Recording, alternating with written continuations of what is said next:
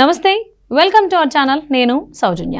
రాబోయేటువంటి ఎన్నికల్లో ఆంధ్రప్రదేశ్కి సంబంధించి అక్కడ పవన్ కళ్యాణ్ గారు 2 స్థానాల్లో పోటీ చేయడానికి చంద్రబాబు గారు గ్రీన్ సిగ్నల్ ఇచ్చినట్టుగా, అలాగే వాళ్ళిద్దరికి ఏవైతే సీట్లకు సంబంధించి ఇంతకుముందు కొద్ది గొడవలు ఉన్నాయి, మనస్పర్ధలు ఉన్నాయి అంటారు, అవన్నీ కూడా సమసిపోయినట్టుగా తెలుస్తోంది. ఈ అంశానికి సంబంధించి మనతో మాట్లాడడానికి ఈరోజు మనతో పాటు ఉన్నారు సీనియర్ జర్నలిస్ట్ దుర్గా కుమార్ గారు ఉన్నారు. వారితో మాట్లాడదాం. నమస్తే అండి. నమస్కారం సౌజన్య, మన వీక్షకులు కూడా నా నమస్కారం. దుర్గా కుమార్ గారు, అసలు ఏపీ ఎలక్షన్స్ అంటే అందరూ చాలా ఉత్కంఠగా ఎదురు చూస్తూ ఉన్నారు. జనసేన టీడీపీ పొత్తుకు సంబంధించి ఆ స్థానాల సంబంధించి కావచ్చు, అలాగే ఇప్పుడు ఇంకోటి ఏంటంటే లేటెస్ట్గా పవన్ కళ్యాణ్ గారు 2 స్థానాల్లో పోటీ చేయడానికి చంద్రబాబు గారు గ్రీన్ సిగ్నల్ ఇచ్చారనేటువంటి కూడా టాక్ వినిపిస్తోంది. అసలు అక్కడ ఉన్నటువంటి అప్డేట్స్ ఏంటి దీనికి సంబంధించి? అంటే గతంలోకి ఇప్పటికి మార్పు ఏంటంటే మన ఆంధ్రప్రదేశ్లో ఒక బ్రాడ్గా జనసేన కానీ టీడీపీ కానీ ఒక అవగాహనకు అయితే వచ్చినాయి. ఎట్టి పరిస్థితుల్లోనూ భాగస్వామ్యంతో పోటీ చేయాలి 2 పార్టీలు అని. అది ఎప్పుడు జరిగిందంటే చంద్రబాబు నాయుడు గారు జైల్లో ఉన్నప్పుడు ఈయన ములాఖత్ కోసం వెళ్ళారు పవన్ కళ్యాణ్ గారు. అంతకుముందు కూడా కొంచెం ఆ భావన ఉన్నప్పటికీ స్పష్టత రాలేదు. ఎప్పుడైతే ఒక సీనియర్ లీడరు 44 ఏళ్ల రాజకీయ చరిత్ర ఉండి అంత పెద్ద పార్టీకి అధ్యక్షుడు, చాలా సుదీర్ఘకాలం ముఖ్యమంత్రిగాను ప్రతిపక్ష నాయకుడిగా పనిచేసిన చంద్రబాబు నాయుడు గారిని సరైన సాక్ష్యాధారాలు కూడా లేకుండా తీసుకెళ్ళి కనీస సౌకర్యాలు లేని ఒక జైల్లో పెట్టి వ్యక్తిగతంగా వేధించడాన్ని ఆయన అర్థం చేసుకున్నాడు. గతంలో ఆయన మీద కూడా అలాంటి పరిస్థితి వైజాగ్లో జరిగింది. ఆయన రూమ్ని పోలీసులు చుట్టుముట్టడం, దౌర్జన్యంగా ప్రవర్తించడం, మీటింగ్ బయటికి రానివ్వకుండా, తర్వాత అనేక సార్లు 2 పార్టీల కార్యకర్తల మీద, అసలు పార్టీలకు చెందని వ్యక్తుల మీద కూడా పోలీసు దౌర్జన్యాలు, దాష్టికాలు అసలు ఆంధ్రప్రదేశ్లో మామూలు అయిపోయింది. మరి ఈ ప్రభుత్వం అంత సుస్థిరమైన ప్రభుత్వం ఇచ్చినప్పటికీ కూడా మరి ప్రజల మీద పోలీసులను ఉపయోగించి చేయాల్సిన అవసరం ఏమొచ్చిందనేది ఎవరికి అర్థం కాదు. ఆ టైంలో పవన్ కళ్యాణ్ గారు అది మన చంద్రబాబు నాయుడు గారిని జైల్లో కలిసి చూసి భావోద్వేగానికి గురయ్యాడు. ఆయన నా మీద ఇలాగే చేశారు, ఇంతకన్నా పెద్ద ఆయన చంద్రబాబు నాయుడు గారి పరిస్థితి కూడా ఇలా ఉంది, అసలు మా ప్రాణాలకే రక్షణ లేకపోతే ప్రజల ప్రాణాలను మేమేం కాపాడుతాము. ఆయన మొదటి నుంచి ఒకటే చెబుతున్నాడు, 2014 నుంచి కూడా, నేను అధికారంలోకి రావటం, జనసేన అధికారంలో రావటం ముఖ్యం కాదు, నాకు ఆంధ్రప్రదేశ్ ప్రజల సంక్షేమం ముఖ్యం అని చెప్తున్నాడు. ఇప్పటికీ అదే చెప్తున్నాడు. అందువల్ల నేనేదో పార్టీతో పొత్తు పెట్టుకోవటం వల్ల నేను ముఖ్యమంత్రి కాకపోయినా నాకు ఇబ్బంది లేదు, ముందు ప్రజలకి మంచి ప్రభుత్వం ఇవ్వాలి మేము ఇద్దరం కలిసి, అదే మా ధ్యేయం, ఇలాంటి వేధింపులు ఉండవు, తర్వాత అభివృద్ధి మీద మేము శ్రద్ధ పడతాము, ఉపాధి కల్పిస్తాము, మహిళలకు రక్షణ కల్పిస్తాము, పేద వర్గాల ప్రజలను సంక్షేమం చూసుకుంటాము, అట్లా పోలీస్ దమనకాండ ఉండదు, ఇలాంటివన్నీ ఆయన కొన్ని ఉన్నాయి మైండ్లో. ఇది సాధించాలంటే ముందు వైఎస్ఆర్సీపీ ప్రభుత్వాన్ని దించాలి. వైఎస్ఆర్సీపీ ప్రభుత్వం కనుక వీళ్ళిద్దరు విడివిడిగా పోటీ చేస్తే ఓట్లు చీలిపోయి ఖచ్చితంగా గెలుస్తారనేది గత గణాంకాలు చెప్తున్నాయి. కాబట్టి ఈ 2 పార్టీలు సమైక్యంగా ఉంటేనే అది సాధించగలుగుతాం అనేది ఆయన పదే చెప్తున్నాడు. మొన్న రాజమండ్రి సెంట్రల్ జైల్లో ఆయన ములాఖత్ అయి బయటికి రాగానే అనౌన్స్ చేశారు ఆ భావోద్వేగంతోనే, మేము తెలుగుదేశం కలిసి ఉంటాము, కలిసి పోటీ చేస్తాము, ఈ సీట్లు ఓట్లు ఇవన్నీ మాకు పెద్ద ఇష్యూస్ కాదని. అయితే ఇప్పుడు లేటెస్ట్గా ఏంటంటే ఇవాళ అక్కడ మన పోలేపల్లి అని విజయనగరంలో మన లోకేష్ గారి మళ్ళీ ఆ మీటింగ్ సందర్భంగా కూడా అక్కడ కలిశారు. కాబట్టి కొంత చర్చలు మళ్ళీ జరిగినాయి ఈ సీట్ల విషయంలో.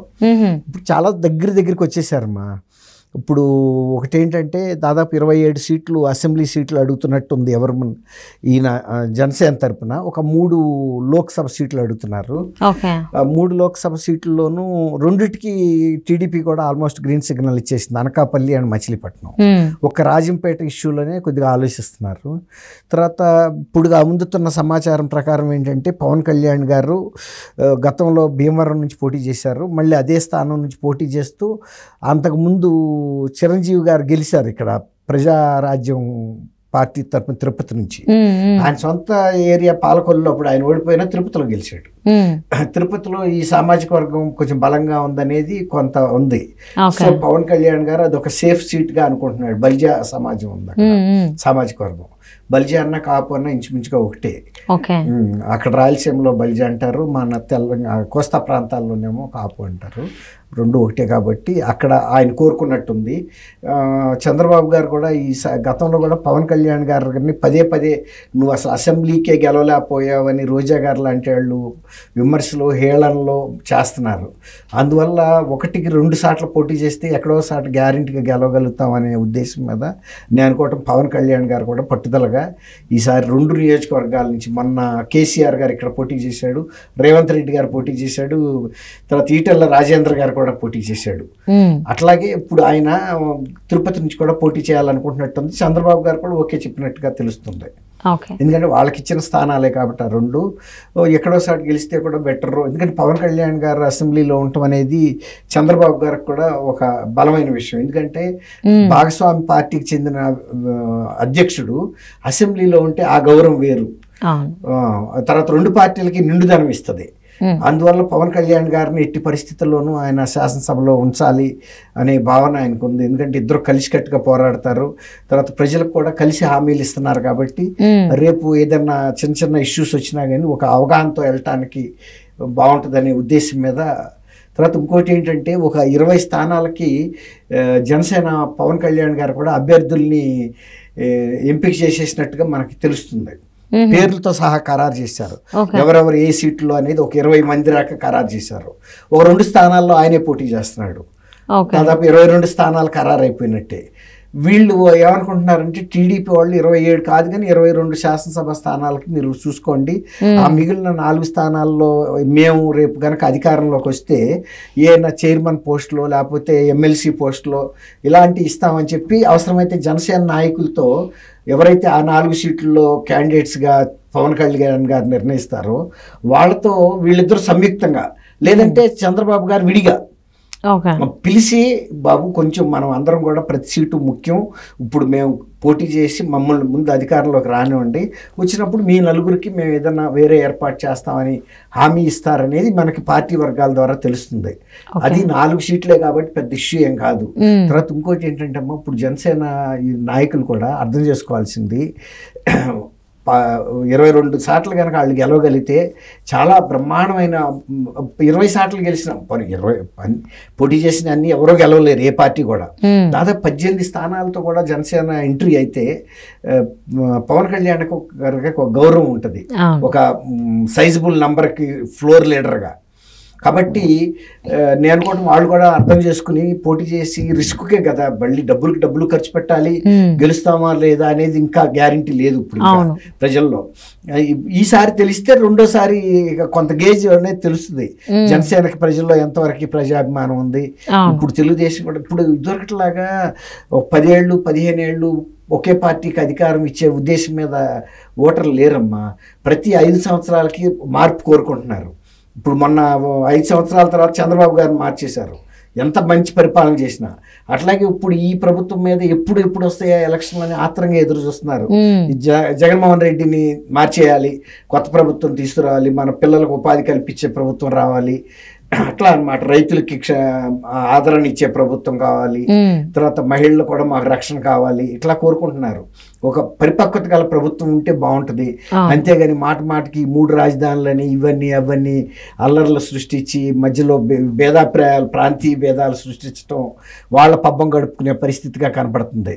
తర్వాత ఇక్కడికన్నా కూడా వీళ్ళు ఎక్కువ టైము ఈ కోర్టు చుట్టూ తిరగటానికి ఖర్చు పెడుతున్నారు, వ్యక్తిగతమైన కక్షలతో. ఇప్పుడు చంద్రబాబు గారికి హైకోర్టులో బెయిల్ ఇచ్చినప్పుడు వాళ్ళు 39 పేజీల తీర్పు అంటే ఒక ఆర్డర్ ఇచ్చారు. ఇందులో ఎక్కడా కూడా సాక్ష్యాధారాలు కనపట్టలేదు బెయిల్ తిరస్కరించడానికి. కాబట్టి మేము 52 రోజుల తర్వాత బెయిల్ ఇస్తున్నామని రాశారు. దాన్ని పట్టుకుని సుప్రీంకోర్టుకి వెళ్ళారు. సుప్రీంకోర్టుకి ఎప్పుడు వెళ్ళాలంటే ఏదైనా రాజ్యాంగపరమైన అంశాలు, మనకేదైనా అన్యాయం జరిగితే చట్ట వ్యతిరేకత, రాజ్యాంగ వ్యతిరేకమైన అంశాలు ఉంటే వెళ్ళాలి. వ్యక్తిగతంగా కక్ష పెట్టుకుని సుప్రీంకోర్టు రాగా వెళ్ళటం, ఆ డబ్బులు ఎవరు సుప్రీంకోర్టులో వాళ్ళే చెబుతున్నారు, లాయర్ల కోట్లు తీసుకుంటారు ప్రభుత్వం. జగన్మోహన్ రెడ్డి గారు వైఎస్ఆర్సీపీ వాళ్ళు మొన్న బోల్డ్ ఖర్చు పెట్టుకున్నాడు చంద్రబాబు గారిని. ఆయన వ్యక్తిగత ఖర్చు పెట్టుకున్నాడు, ప్రభుత్వ ఖర్చు కాదు కదా. ఇప్పుడు మీరు ప్రభుత్వ ఖర్చు పెట్టుకుని వెళ్తున్నారు, రేపు అక్కడ కూడా కొట్టేస్తే ఆ కోట్లన్నీ వేస్టే కదా. చంద్రబాబు గారిని ఏం మర్డర్ కేసులో అయితే పోనీ వేరే కేసు, ఆయన అవినీతి కేసు మీద చేశారు. అవినీతి కేసుల మీద నిర్ధారణ అవనప్పుడు బెయిల్ ఇస్తారు కదా. అవును, అది కూడా ఆయన A30 A31 అలా ఉండే, A1 A2 A10 లో కూడా కాదు, 37 అందరికి ఇచ్చేశారు. కాబట్టి అది కామన్ సెన్స్. మీరు ఆలోచించినట్టు వాళ్ళు ఆలోచిస్తే ఈయన అక్యూజ్డ్ నెంబర్ 37 36 పీపుల్కి ఇచ్చిన తర్వాత 37th నెంబర్కి ఇవ్వకుండా ఏం చేస్తారు? రెండోది హత్యా కేసుల్లో ఉన్న ముద్దాయిలు లేకపోతే 10 ఏళ్ల నుంచి బెయిల్ మీద ఉన్న ముద్దాయిలు ఆయనే ముఖ్యమంత్రిగా కూడా కొనసాగుతున్నాడు కదా.